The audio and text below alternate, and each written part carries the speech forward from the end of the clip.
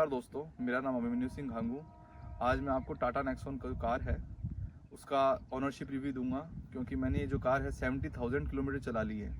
तो आपको मैं बता सकता हूँ कि आपको ये कार लेनी चाहिए या नहीं लेनी चाहिए, क्या इसमें है। टाटा का जो प्रोडक्ट है, जो नेक्सॉन है, जो जिसने टाटा को पूरा हाइट तक लेके जा चुका है आज तक, तो वो कैसी है कार। तो आइए, तो अगर अपन सामने से स्टार्ट करते हैं गाड़ी का जो रिव्यू है, तो सबसे पहले जो इसका लुक है गाड़ी का, जो ये नेक्सॉन है, ये सेकंड फेसलिफ्ट है। मतलब नेक्सॉन की एक ही जनरेशन रही है अभी तक, और ये उसका सेकंड फेसलिफ्ट है। जो अब आता है वो है थर्ड फेसलिफ्ट। इस फेसलिफ्ट में ये जो कार है इवॉक आती है रेंज रोवर की, उसके बेसिस पे इसको लुकिंग दी गई है। जैसे कि आप ये जो हेडलाइट देख सकते हैं, ये प्रॉपर वैसी ही डिज़ाइन है उसकी। ये दोनों देख सकते हैं। यहाँ जाएँ इसके फॉग लैम्प्स हैं। यहाँ पे जो इवॉक है उसमें कुछ ऐसा ही स्ट्रक्चर आता है, फॉग लैम्प नहीं आते हालांकि उसमें, पर ऐसा ही स्ट्रक्चर आता है। आप बोनट की जो क्रीज देख सकते हैं, आप ये जो आप लाइन देख रहे हैं, ये भी सेम ऐसा ही बोनट है उसका इवॉक का। तो जो लुकिंग वाइज है बहुत अच्छी लगती है, पर जो अब आती है वो पर्सनली अच्छी नहीं लगती है। आइए अब आगे को दिखाता हूँ अलॉय व्हील। अलॉय व्हील पे आते हैं अब अपन। इसके अलॉय व्हील एक तरह से खुले, ओपन, एकदम स्पेस है बीच में, काफ़ी देख सकते हैं आप। और ये रात को चलते हुए या अगर एकदम अपन ने इसको गाड़ी को एकदम साफ कर रखा हो तो ये शाइनिंग करते हैं एकदम। पर अब जो आते हैं अलॉय व्हील, वो एकदम ऐसा लगता है कि ईवी कार्स वाले हैं। व्हील कैप लगा रखा है, ऐसा लगता है एकदम इस पर व्हील कैप लगा रखा है। तो बिल्कुल पर्सनली बिल्कुल अच्छे नहीं लगते मुझे। ये मैं कहना चाहूँगा मेरी तरफ से कि वो चीज़ नहीं करनी चाहिए थी इन्हें। हाँ, एक और चीज़ बताना चाहूँगा मैं आप लोगों को। लोगो, सबसे मेन लोगो। अब लोगो जो टाटा देता है वो एकदम ऐसा लगता है कि उन्होंने ऊपर एक फिल्म चढ़ा रखी है, अंदर टाटा लिख दिया। पर ये जो लोगो है, ये आप फील कर सकते हो इसको। रियल में लोगो यही होता है। टाटा ने सबसे गलत काम ये किया कि ये लोगो चेंज कर दिया। चाहे उसका प्राइस बढ़ा देते, गाड़ी का प्राइस बढ़ा दो, कोई दिक्कत नहीं है, पर ये लोगो ऐसा नहीं करना चाहिए था। लोगो यही रहना चाहिए था। ये टाटा की जान है, ये लोगो ही टाटा की जान है। अब उसको एकदम ऐसे मिनी स्टिकता सा, ऐसे टावरों की जैसा कर दिया उसको। अब इसका एक मेरिट है, जैसे कि ये जो विंडोज़ है ये हल्की सी टिंटेड है। इसमें प्रॉपर जो धूप है वो 30% रोकता है। प्रॉपर नहीं है एकदम ग्रीन, पर ये रोकता है। एकदम ट्रांसपेरेंट ग्लास नहीं है। ये इंजन है 1.5 लीटर का इंजन है, ये डीजल इंजन 4 सिलेंडर का इंजन है। तो आप देख सकते हो, क्योंकि 115 bhp और 260 Nm का टॉर्क निकालता है। अब इसके आप साउंड सुन सकते हो। और जो ये इसका जो बोनट है ये बड़ा ही हैवी है, काफ़ी हैवी बोनट है इसका। ये यहाँ वॉशर फ्लूइड भर सकते हो, ये वॉशर फ्लूइड भरने के लिए है। ये इसका साइड फेस है, आप देख लीजिए। साइड फेस अब वाली नेक्सॉन का, या first face lift, second face lift, third phase lift, side face जो ये है, अलॉय व्हील को छोड़ दो, सबका तीनों का लगभग सेम है। इसमें कोई चेंज नहीं हुआ। एक्चुअली में क्या है, एक होता है जनरेशन चेंज। जनरेशन चेंज में क्या होता है, जो गाड़ी का जो पूरा बॉडी स्ट्रक्चर है वो पूरा डिफरेंट हो जाता है, पूरा डिफरेंट हो जाता है। जैसे क्रेटा पहले आती थी एक, जो आज 2010 में 2015 के आसपास, मतलब मेरे को ध्यान नहीं उस टाइम, मतलब जो भी है अब आती है अलग आती है, उसे जनरेशन चेंज करते हैं। और हल्का हल्का कॉस्मेटिक जो चेंजेस होते हैं कि हाँ लाइट चेंज कर दी, हेडलाइट चेंज कर दी, उसे अपन कहते हैं फेस लिफ्ट। वैसे अब जो नेक्सॉन आती है उसका थर्ड फेस लिफ्ट है। अब ये सेकेंड है, और फर्स्ट जो सबसे पहले आता था वो है। तो ये उसका साइड लुकिंग देख सकते हैं आप, तीनों का सेम है, ऐसा का ऐसा ही दिखता है लगभग। अब आओ उसकी सबसे जो मेन पॉजिटिव है वो है इसकी ग्राउंड क्लियरेंस। इसकी थार जितनी तो नहीं बोल सकता मैं, पर बहुत ज़्यादा ग्राउंड क्लियरेंस है। और अगर मैं बताऊं तो 210 mm, मतलब 21 सेंटीमीटर की इसकी ग्राउंड क्लियरेंस है, जो कि स्कॉर्पियो एन जो कार आती है उसकी भी इतनी आती है। आप देख सकते हैं नीचे,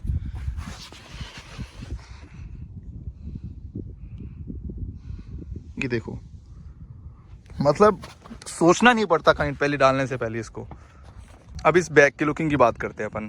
तो बैक में ऐसा है कि जो अब आती है गाड़ी वो मेरे को पर्सनली काफ़ी अच्छी लगती है, पर जो ये है ये इतनी कोई ज़्यादा खास नहीं लगती है, कि ये एकदम बेसिक सा लगता है पीछे। अब जो आती है वो कनेक्टेड DRL आती है उस कार के अंदर, वो गुड है, मतलब उसके लिए थम्स अप है जो अब आती है। फिर अपन इसका बूट स्पेस भी साथ में देख लेते हैं। प्रोफेशनल भाषा में बात की जाए तो 382 लीटर्स का इसका बूट स्पेस है। डिसेंट बूट स्पेस है, काफ़ी आप अच्छी तरह से रख सकते हो। और अगर अपन है इंडियंस तो अपन को क्या है, बूट स्पेयर जितना लीटर का होता है उससे कोई लेना देना नहीं है, अपन उससे ऊपर ही लगाते हैं इसमें सिस्टम। ये पंचर टूल किट है, जो पंचर हो जाए तो गाड़ी, यहाँ पे आप देख सकते हो टायर मोबिलिटी किट लिखा हुआ है इस पर, तो अपन ये यूज़ कर सकते हैं। इसमें एयर इन्फ्लेटर है और एक लिक्विड है, जो कि अपन उसमें लिक्विड उस मोटर में डाल दो और टायर में लगा दो, तो लिक्विड फ्लो होके पूरा टायर के ऊपर कवर कर लेता है, जिससे वो एक सीलेंट टाइप का इंटरनल सीलेंट लग जाता है गाड़ी के टायर के अंदर और वो पंचर से मुक्त हो जाता है। अब आइए, ये अलॉय व्हील, एक व्हील मिलता है ये, जो कि प्रॉपर अलॉय व्हील नहीं है। और ये एक टूल किट है जिससे अपन जैक लगा सकते हैं, जिसे कहते हैं जैक। थोड़ा सही कर देते हैं इसे। अब मैं आता हूँ डोर पे। तो डोर में कुछ नहीं, 2 कलर है इसमें, कॉम्बिनेशंस होते हैं, एक तो ब्लैक कलर का, एक बेज कलर का। साथ में यहाँ पे आपको रिफ्लेक्टर मिलता है, कोई भी अगर रात को बाहर गेट खोल रखा हो, इस पे लाइट अगर पड़ती है तो ये ग्लो करता है। और यहाँ पे थोड़ा सॉफ्ट टच आता है। अब आप अंदर आते हैं अंदर। अब देखिए, अब ये जो टाटा का लोगो है भाई फील देता है, मतलब टाटा है, मतलब वो इस लोगो से महसूस होता है। जो अब आता है उससे नहीं होता है। हाँ, अब स्टीयरिंग की अगर बात कर रहे हैं तो स्टीयरिंग की बात करते हैं। अब आता है पूरा इसमें डिजिटल, जिसमें जो लोगो है वो ग्लो होता है। मेरा रिव्यू ओपिनियन ये है कि 5 करोड़ की गाड़ी क्यों नहीं हो, 10 करोड़ की गाड़ी क्यों नहीं हो, मतलब ये ज़्यादा हो गया, पर जो भी है, गाड़ी कितनी महंगी हो, जो लोगो है वो आपको फील होने वाला लोगो देना चाहिए। जैसे मर्सिडीज इन कारों में आता है, फील जब लोगो होता है ना, गाड़ी का प्रीमियमनेस और गाड़ी की जो बात है ना, जब ही लगती है। आप जितना उसको मॉडर्नाइज बनाते जाओगे तो लोगों को तो आप चेप रहे हो एक तरह से, लोगों को तो आप लग रहा है कि हाँ भाई लोग एडेप्ट कर लेंगे, अपन दे रहे हैं तो लोगों को तो यूज़ करना ही पड़ेगा, पर वो सही बात नहीं है। तो ये जो लोगो है, मैं ये चाहूँगा कि वापस आना चाहिए, चाहे वो बाहर हो गाड़ी के, चाहे अंदर हो। ये लोगो फील देता है, ये महसूस कराता है कि हाँ टाटा अभी भी वो टाटा है। जैसे जैसे मॉडर्नाइज होते जा रहे हो टाटा, अपनी वो चीज़ ऐसे लग रहा है कि इंडियंस को समझ नहीं पा रही है ज़्यादा। अब देखिए, इस पे आते हैं अपन। ये भी अभी भी उसको पूरा वो कर दिया, टच कर दिया। अभी ये जैसे हजार्ड लाइट है, इसको दबाते हैं, कभी दबा लो, कभी 5 साल 10 साल 50 साल 100 साल बाद कभी भी दबा लो इसको, ये चालू होगा आपका। पर अब अपने यहाँ पे दे रखा है इन लोगों ने। अभी दूसरी नेक्स्ट वन में यहाँ पे स्क्रीन टच, मतलब पूरा ये पैनल स्क्रीन टच है। कुल मिला के बात ये है, एसी हो या कुछ भी चीज़ हो, पूरा स्क्रीन टच कर दिया। नहीं करना चाहिए था, बहुत गलत है। क्योंकि जो ओजी होता है, सबसे मेन चीज़ होती है जो कभी भी काम आ सकती है, वो है बटन। बटन कभी धोखा नहीं देते आपको। स्क्रीन टच कभी स्क्रैच आ जाए, कुछ भी आ जाए, धोखा दे सकते हैं। ये इसकी स्क्रीन है। स्क्रीन अब अच्छी आती है, ये बेकार स्क्रीन है, बहुत छोटी सी स्क्रीन है, कुछ समझ नहीं आता इसमें। स्क्रीन बहुत अच्छा किया उन्होंने, चेंज किया। बाकी ये देख लीजिए आप, ऐसा दिखता है। और यह RVM है, एडजस्ट कर सकते हो आप इसको। ये लाइट है जो कि LED में दे रखी है, ये देखिए, बंद कर देते हैं इसको। ये सनग्लास होल्डर है, ये माइक है, अगर कोई भी कॉल आता है तो इससे आप बात कर सकते हैं। और ये इसकी रूफ लाइनिंग है, जो कि काफ़ी प्रीमियम लगती है, रूफ लाइनिंग काफ़ी अच्छी लगती है इसकी। और ये हैंडल है जो कि एकदम सॉफ्ट क्लोज की तरह है, आप देख सकते हो, सॉफ्ट क्लोज फीचर है इसमें, अचानक से जाके नहीं बैठता है ये सीट बेल्ट एडजस्टेबल है, आप एडजस्ट कर सकते हो इन सीट बेल्ट्स को। और ये जो पैनल आप देख सकते हैं, ये आप यहाँ से एडजस्ट कर सकते हो, स्पोर्ट, इको और सिटी मोड। इसमें कुछ नहीं, सिर्फ टॉर्क का और पावर की कट होती जाती है। इको में सबसे कम, सिटी मोड से ज़्यादा, और स्पोर्ट्स मोड के अंदर इस गाड़ी का फुल पावर जो है कि है 113 bhp की पावर और 260 Nm का जो टॉर्क है, वो बस इस पर आपको स्पोर्ट मोड में मिलता है। ये हैंड रेस्ट है इसमें, ये स्लाइडेबल है, इसके अंदर आप सामान रख सकते हो, काफ़ी अच्छी स्पेस है इसके अंदर। कर देता हूँ इसको मैं। और ये सबसे बेकार चीज़ है, आपको अगर कोई चीज़ चार्ज करनी है तो वो बहुत छोटी जगह है यहाँ पे, मतलब अगर आप हाथ ऐसे डालते हैं तो ऐसा लगता है यार क्या ही दिया है ये सबसे बेकार चीज़ दी है। बाकी USB आपको चार्ज करनी है तो आप यहाँ से लगा सकते हो। और ये सिगरेट लाइटर कहते हैं इसे, या कुछ भी कह सकते हो इसको। एक चीज़ दिखाना भूल गया मैं आपको, ये इसमें अम्ब्रेला होल्डर भी है यहाँ पे, जो एक जने का छोटा सा अम्ब्रेला जो आता है, जो कि 100-150 रुपये वाला जो आता है छोटा वाला, वो इसमें एकदम फिट हो जाता है। तो यहाँ पे आप कर सकते हो पुट। और एक यहाँ पे 1 लीटर की, प्रॉपर 1 लीटर की बोतल आ सकती है, इतना स्पेस है अच्छी तरह से, इसमें कोई कमी नहीं है। ये आराम से बंद करने के लिए आप कर सकते हो, थर्ड की आवाज़ सुन सकते हो कि बिल्ड क्वालिटी तो इसकी एक नंबर है। अब मैं पैसेंजर साइड बैठा हूँ और अपन ग्लव बॉक्स देखते हैं। ग्लव बॉक्स बहुत बड़ा है, बस इतना ही कहना चाहूँगा मैं। और जो ये ग्लास होल्डर जो होते हैं गाड़ी के अंदर वो यहाँ दिए हैं, पता नहीं क्या काम के हैं, कोई मतलब नहीं है यहाँ पे देने का। खड़ी गाड़ी है तो तभी ही आप कुछ रख सकते हो, बाकी वो भी फिर आने वाले टाइम पे अगर कोई भारी चीज़ रखी तो डीले हो जाएगा ये, तो ये ऐसे। बाकी इसके अंदर आपको मैं दिखाता हूँ, ये सामने एसी का वेंट है, एक लाइट मिलेगी इसमें आपको, और काफ़ी स्पेस है, मतलब कुल मिला के बात है काफ़ी अच्छी स्पेस है। एक पूरा बड़ा लैपटॉप रख सकते हो आप इसके अंदर। जो हो गया, यहाँ पे पेन होल्डर है, यहाँ पे भी कुछ एक स्ट्रक्चर बनाया हुआ है, ये टाइगर है, पता नहीं, हाँ टाइगर ही है। और ये कर देते हैं अपन इसको बंद। तो भाई मेरी हाइट 6 फीट है, एग्जैक्ट 6 फीट है, और मैं आपको दिखाता हूँ बैठ के कि इसमें कितना लेग स्पेस मिलता है, कितना कंफर्टेबल है भाई। अब आप देख सकते हैं अंडर थाई सपोर्ट जो है वो आप देख सकते हैं यहाँ तक है, देख सकते हैं, बैठने के लिए एकदम बढ़िया है। एक्चुअली में थोड़ा आप यहाँ पे आइए सर, अब मैं यहाँ पे बैठता हूँ, इसमें 3 जने मेरे 6 फीट हाइट के 2 जने कंफर्टेबल बैठ सकते हैं, और बीच में 5'8", 5'7" का बंदा आराम से बैठ सकता है, तो 3 जने कंफर्टेबली बैठ जाएंगे।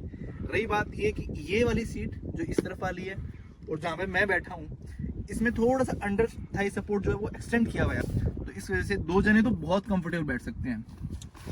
एक आर्मरेस्ट है, 2 कप होल्डर है इसके अंदर यहाँ पे, और एसी वेंट है पीछे इसके अंदर, ये वाला एसी वेंट है 2, कोई एडजस्टेबल नहीं है। तो ये हो गया, एक बार देना मुझे सर। पहले यहाँ पे अगर आप लगवाना चाहो, या पहले यहाँ पे वो आता था फैन स्पीड का, वो भी कट कर दिया। अब वो आता था 2020 या 2021 वाली गाड़ी में आता था, यहाँ पे स्पीड का होता था, मतलब फैन स्पीड के लिए। और ये सीट को और बाहर से लगा रखे हैं, तो इसको आप और मत करना। पीछे की बात करें तो ये एडजस्टेबल हेडरेस्ट है, ये पार्सल ट्रे हो गई। तो मैं एक चीज़ बताता हूँ, मैं टाटा करोल में बैठ के आया था शोरूम पे जाके, अब मानोगे नहीं, ये जो नेक्सॉन है ये ज़्यादा कंफर्टेबल है। अगर विश्वास नहीं हो रहा आपको तो 2022 की कोई भी नेक्सॉन है उसमें बैठ जाना आप, और जो अब कर्व आ रही है या नेक्सॉन आ रही है उसमें बैठ जाना आपको। डिफर अपने स्क्रीन की बात करें तो स्क्रीन काफ़ी छोटी है, बाकी इसमें एंड्रॉइड ऑटो और गूगल एप्पल कारप्ले दोनों चलता है, वो जो कि वायर्ड है, वायरलेस नहीं है। और रही इसकी एसी की बात करूँ, एक सबसे इसकी बहुत पॉजिटिव बात बताऊँ, एसी इसका इतना पावरफुल है कि विद इन 10 to 20 सेकेंड गाड़ी एकदम चिल्ड कर देता है, बहुत ज़्यादा पावरफुल है। 24 पे भी आपको ऐसा लगेगा कि 18 पे चल रहा है, या तो इसका ग्लिच है या पता नहीं, पर 18 पे भी अगर करते तो और ज़्यादा ठंडा हो जाता है। तो एसी के मामले में तो एक नंबर है, पता नहीं बड़ी बड़ी गाड़ी होती है उतना इतना पावरफुल एसी है इसका।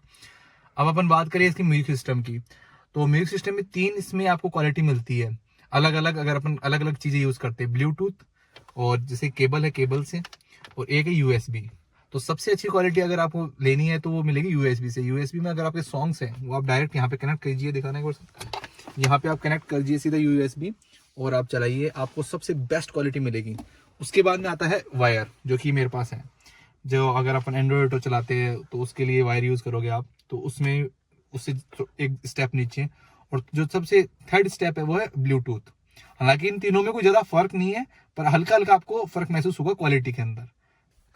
अब गाड़ी के अगर मैं नेगेटिव पॉइंट पे आऊँ, एक तो इसमें रैटलिंग साउंड काफ़ी आती है, बहुत ही जल्दी 1 साल बाद में ही इसमें हल्की हल्की रैटलिंग साउंड आने लग गई। कभी इधर से आ रही है, कभी कहीं पीछे से आ रही है, कभी यहाँ से आ रही है, तो ऐसी आवाज़ आती रहती है इसमें। ये तो देखो डीमेरिट है, ये टाटा को सुधारना चाहिए कि वो पैकिंग ढंग से नहीं करता गाड़ी की, प्लास्टिक की, क्या करता है क्या नहीं करता, पर रैटलिंग साउंड आती है।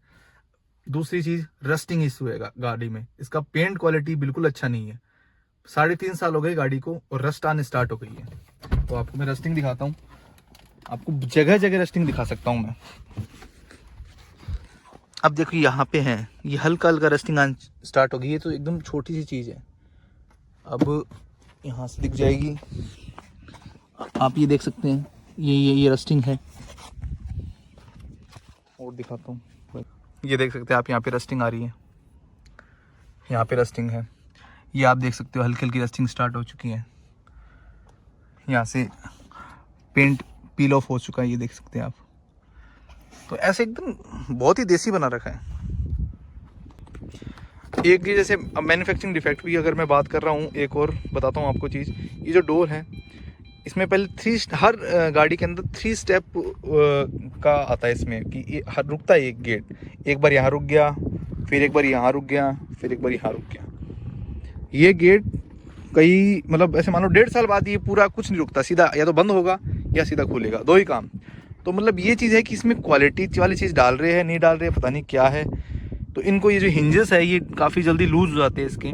आप रस्टिंग भी देख सकते हो, यहाँ पे रस्टिंग स्टार्ट हो चुकी है अभी। तो हिंजेस है ये क्वालिटी की नहीं दी, क्या नहीं दी है पता नहीं, समझ से बाहर है। तो कई चीज़ें ऐसी है भाई, कुल मिला के बात जो है आपको मैं कंक्लूजन बताना चाहता हूँ। अब आपको जो मैंने पूरी वीडियो दिखा दी है गाड़ी की, आपको मैंने सब बता दिया है क्या कमी है, लोगो, अलॉय व्हील्स या कोई कलर कॉम्बिनेशन गेट का। ये जो गेट का कलर कॉम्बिनेशन है ये भी अभी भी इतना कोई खास लगता नहीं, ज़्यादा प्रीमियम लगता है। तो जो कंक्लूजन मेरा ये है कि एक तो सबसे मेन जो होता है, टाटा की सर्विस अच्छी नहीं है, नहीं है, नहीं है। कितना भी कर लो टाटा की सर्विस अच्छी नहीं है। क्यों नहीं है पता नहीं, पूरा देश जानता है, पूरी वीडियो पड़ी है, पर्सनल लोगों ने रिव्यूज़ दिए अपने, मैं खुद ओनर हूँ इस कार का। सर्विस बेकार है, कुल मिला के बात इतनी बोलना चाहूँगा, ज़्यादा इसको एग्जैजरेट नहीं करूँगा मैं। Second thing, manufacturing defect. आप 9 मंथ्स के अंदर 9 महीने के अंदर गियर बॉक्स चेंज हो रहे हैं, मतलब गाड़ी का जो गियर बॉक्स है वो बदल रहा है। हालांकि ये सब में नहीं आता है, पर ये मेरे साथ ऐसा हुआ। हालांकि अब तो सही है, ठीक है, बढ़िया चल रही है, 70,000 चला दी, पर फिर भी नहीं आना चाहिए, अच्छा नहीं लगता। आप इतनी आप रुपए डालते हो गाड़ी पे और गियर बॉक्स चेंज है, कोई छोटी मोटी चेंज हो तो अलग चीज़ बात है, गियर बॉक्स चेंज होना। तो मैन्युफैक्चरिंग हो गया, सर्विस हो गई। दूसरी बात, गाड़ी की पैकिंग अच्छी नहीं। पैकिंग मतलब रैटलिंग साउंड आती है, जैसे चिंग चिंग, इधर से चिरक चिरक चिरक, कुछ ना कुछ आवाज़ आती रही गाड़ी में से, कभी कभार आती है, ऐसा नहीं एनी टाइम आएगी, पर कभी कभार आती है तो वो बहुत परेशान करती है। तो गाड़ी की पैकिंग अच्छी तरीके से नहीं करा करते या क्या नहीं पता नहीं। अब अगर पॉजिटिव की बात करें तो सबसे जो मेन है वो है इसकी बिल्ड क्वालिटी।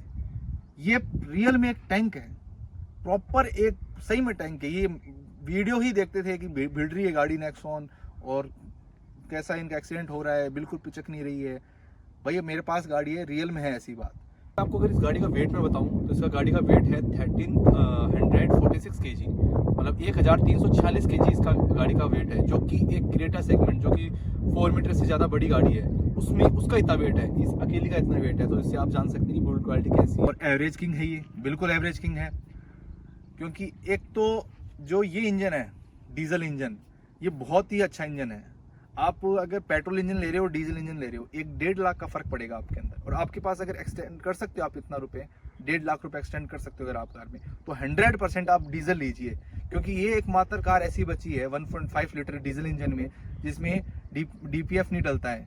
वो डीजल फ्लूइड आता है, कुछ ऐसा फ्लूइड आता है, वो यूरिया है, वो नहीं डलता है। एकमात्र इसका इंजन है नेक्सॉन का। तो नेक्सॉन या सिएरा या कर्व जो भी है, तो आपको बिल्कुल इस पे जाना चाहिए, क्योंकि एक तो ये एवरेज बहुत अच्छी देती है, आपको बहुत अच्छी एवरेज देती है। आपको मैंने बताया 80 पे अगर है 6 गियर में तो आपको 27-28 का मिल जाएगा। अगर आप 6 गियर में 100 प्लस की स्पीड भी कर रहे हो आप 100 के आसपास, तो आपको 24 का एवरेज निकाल के ही देगी ये। बाकी इसका जो इंजन है वो बड़ा रिलायबल है। और भी अदर वीडियोस पड़ी है यूट्यूब पे जिसमें आप देख सकते हो, इसका इंजन बहुत अच्छा है, कोई दिक्कत नहीं है, बहुत पावरफुल है। इसके सस्पेंशन पे अगर बात करूँ तो इसकी जो सस्पेंशन है काफ़ी स्टिफ है, जिससे आपको जो रोड पे जो हैंडलिंग मिलती है वो बड़ी अमेजिंग मिलती है आपको।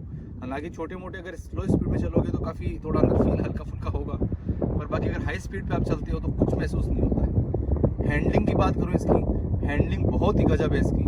लो स्पीड पे तो एकदम नॉर्मल रहता है, इसका स्टीयरिंग सॉफ्ट रहता है, पर जब आप हाई स्पीड ट्रिपल डिजिट करते हो आप, तो स्टीयरिंग जो है इसका बहुत स्टिफ हो जाता है। तो ये चीज़ सबसे अच्छी लगी मेरे को इस कार की।